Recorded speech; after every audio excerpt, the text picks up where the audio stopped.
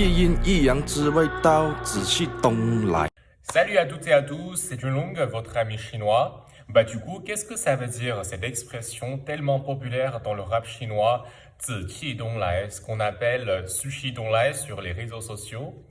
Du coup, ça veut dire littéralement la fumée violette vient de l'Est. Mais qu'est-ce que ça signifie? C'est quoi le sens derrière? En fait, dans un épisode de Lao Tzu, le fondateur de taoïsme, il va de l'Est à l'Ouest pour diffuser ses connaissances, pour prôner, etc. Et pendant son passage, il y a un nuage violet qui apparaît au ciel. C'est ce qu'on a appelé la fumée violette. Vous voyez, un nuage, c'est en quelque sorte une fumée aussi. Du coup, après, en Chine, on utilise cette expression pour exprimer le souhait d'avoir plus de fortune, de richesse, de bonheur qui viennent chez nous. C'est pour ça que le rappeur chinois, quand il chante 紫气东来, sushi donglai, il fait ce signe. Mais sachez que cette expression est tellement poétique et littéraire qu'on le dit très rarement au quotidien et à l'oral. Mais il y a bien des Chinois, surtout des Cantonais, qui mettent ces 4 caractères sur une plaque et la plantent au mur chez eux pour avoir tout simplement plus de richesse et plus de bonheur.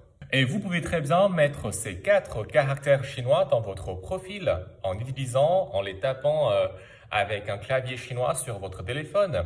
Et la prochaine fois, votre ami vous demande « Mais qu'est-ce que ça veut dire le chinois ?» Vous pouvez lui expliquer en disant tout simplement « Ce truc, c'est la magie chinoise. Crois-moi, j'aurai de plus en plus d'argent, moi. » Et dans le même rap chinois, « Ba Fang Lai Cai, Yingguo », le titre du rap que vous pouvez chercher sur YouTube ou sur TikTok. Il y a une autre parole qui est très très populaire, qui est tout simplement 2 caractères, qui est « Lai Cai ». Vous l'avez sans doute entendu 1000 fois sur les réseaux sociaux. Ça signifie un peu la même chose que le sushi donglai. Lai Cai, c'est littéralement vient la richesse. Vous pouvez comprendre qu'aujourd'hui, ce qui est le plus important pour les Chinois, c'est d'avoir plus de richesse, plus d'argent. C'est pour ça que cette phrase devient toxique, disons, sur les réseaux sociaux français ou chinois.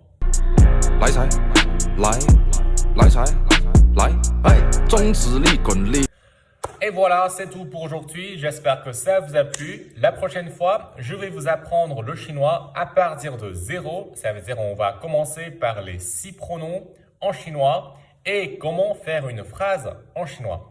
Vous allez trouver que savoir faire une phrase en chinois, c'est pas une chose très compliquée. Voilà, à la prochaine. Ciao.